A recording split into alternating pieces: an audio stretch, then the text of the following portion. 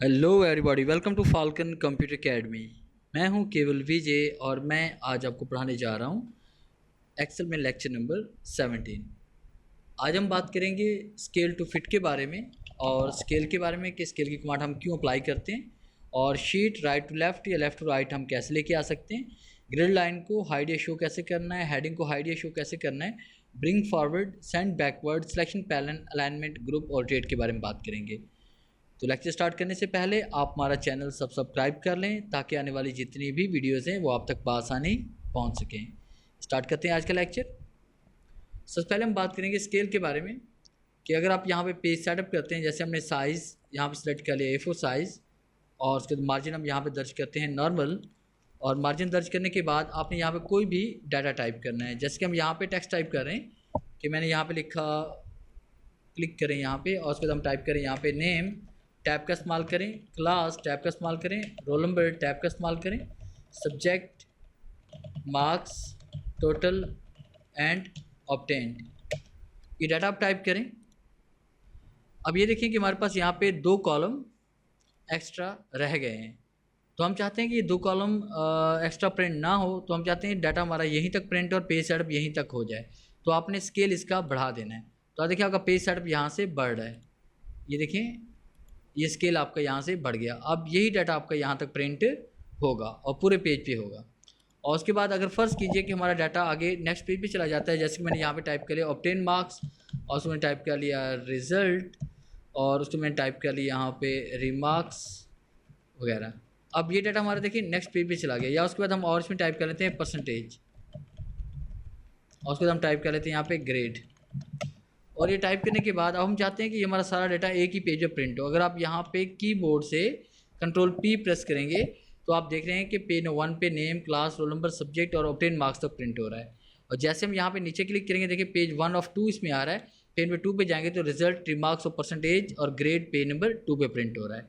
अब हम चाहते हैं कि तमाम डाटा एक ही पेज पर प्रिंट हो, तो आप कीबोर्ड से एस्केप का बटन प्रेस करें और उसके बाद आपने स्केल यहाँ से कम कर देना है।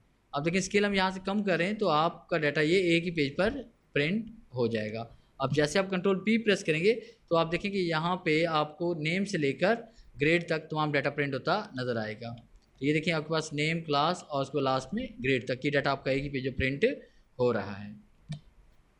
तो इस तरह से आप यहाँ पे स्केल को एडजस्ट कर सकते हैं। स्केल नॉर्मली आपका 100% पे होता है।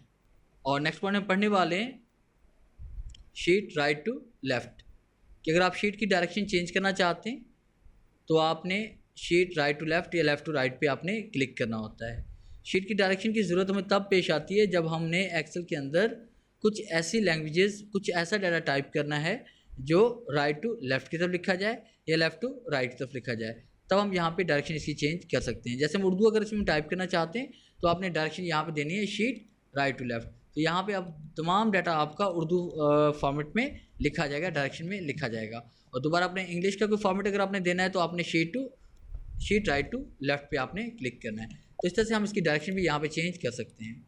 और उस पर नेक्स्ट पॉइंट्स में आ रही है ग्रिड लाइंस, कि अगर आपने ग्रिड लाइंस को यहाँ से हाइड करना है तो यहाँ पे क्लिक करें, ग्रिड लाइन आपकी हाइड हो जाएगी और यहाँ पे क्लिक करेंगे तो आपकी शो भी हो जाएगी, हाइड भी हो जाएगी और शो भी हो जाएगी। तो ग्रिड लाइन को आप यहाँ से हाइड या शो करवा सकते हैं।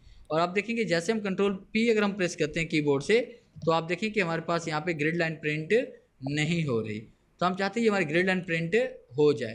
तो ग्रिड लाइन को प्रिंट करवाने के लिए आपने क्या करना है कि आप यहाँ पे क्लिक करें, प्रिंट पे क्लिक करें और उस पर कीबोर्ड से कंट्रोल P प्रेस करें तो आप देखें यहाँ पे ग्रिड लाइन आपकी प्रिंट हो रही है। और जैसे आप डाटा नीचे की तरफ अगर टाइप करते जाएंगे, यहाँ पे कुछ भी हम राइट करते हैं और उस पर जैसे हम कंट्रोल P प्रेस करेंगे तो आप देखेंगे जहाँ तक डाटा टाइप हुआ वहाँ तक ही आपकी ग्रिड लाइन प्रिंट हो रही है। तो इस तरह से आप ग्रिड लाइन को प्रिंट भी करवा सकते हैं। और आगे नेक्स्ट पॉइंट्स में आ रही है हेडिंग। हमारे पास हेडिंग आप देखेंगे यहाँ पे कॉलम के जो हेडर्स हमारे पास हैं वो ABC में आ रहे हैं और रोज़ के हेडर 1 to 3 में आ रहे हैं। तो अगर आप यहाँ पे व्यू को हाइड करना चाहते हैं तो ये देखिए यहाँ से आपके पास हेडर ABC और 1 to 3 हाइड हो जाएंगे और शो करना चाहते हैं तो यहाँ पे ये शो भी हो जाएंगे। और जैसे आप देखिए कंट्रोल P प्रेस करें तो आपके पास हेडर या रोज़ आपके पास प्रिंट नहीं हो रही।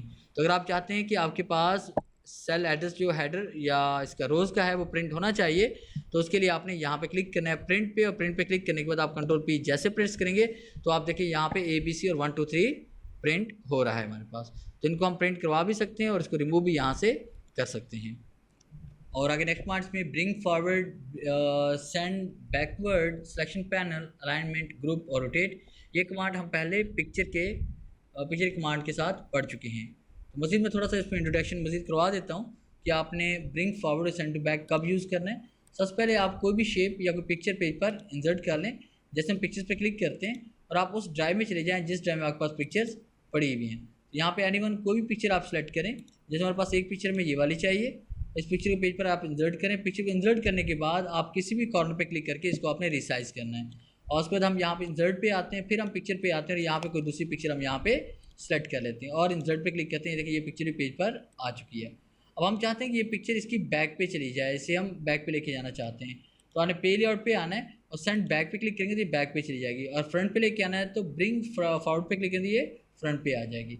और इसमें से हम एक पिक्चर को हाइड करना चाहते हैं और एक को शो को रखना चाहते हैं या एक को प्रिंट करना चाहते हैं, एक को प्रिंट करना नहीं चाहते, तो आपने सिलेक्शन पैनल पे क्लिक करना है और यहाँ पे क्लिक करके आप इसको हाइड भी कर सकते हैं, शो भी कर सकते हैं, हाइड भी कर सकते हैं, शो भी कर सकते हैं। तो सर पिक्चर को आप हाइड या शो, यानी जिसको प्रिंट करना चाहते हैं, जिसको रखना चाहते हैं, ठीक है, उसको आप शो कर दें और बाकी को आप हाइड कर दें।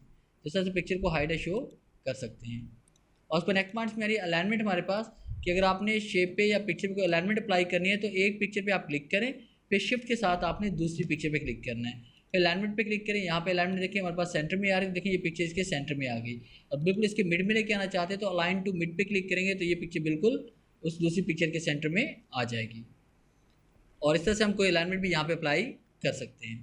आगे हम बात करेंगे ग्रुप के बारे में, कि अगर आप यहाँ पे दो पिक्चर्स को एक साथ ग्रुप करना चाहते हैं तो आपने एक पिक्चर पे क्लिक करना है, शिफ्ट के साथ आप दूसरी पिक्चर पे क्लिक करेंगे और आपने ग्रुप पे आना है और ग्रुप पे क्लिक करना है। और जैसे हम ग्रुप पे क्लिक करेंगे तो आप देखिए ये दोनों पिक्चर ग्रुप हो चुकी है। अगर आपसे अनग्रुप करना चाहते हैं तो आप यहाँ पे क्लिक करें, अनग्रुप पे क्लिक करें, ये दोनों पिक्चर्स आपके अलग अलग हो जाएंगी। तो इस तरह से आपसे ग्रुप भी कर सकते हैं और अनग्रुप भी कर सकते हैं। रोटेट करना चाहते हैं तो आप यहाँ पे क्लिक करें, इसको आप रोटेट भी कर सकते हैं। जैसे पिक्चर को आप रोटेट भी कर सकते हैं किसी भी एंगल पे। तो ये हमारा एक्सेल का लेक्चर नंबर 17 था। अगर आपको हमारी ये वीडियो अच्छी लगी हो तो काइंडली इसे लाइक करें, शेयर करें और कमेंट्स ज़रूर दें और अपने दोस्तों के साथ इस चैनल को ज़रूर शेयर करें। थैंक्स।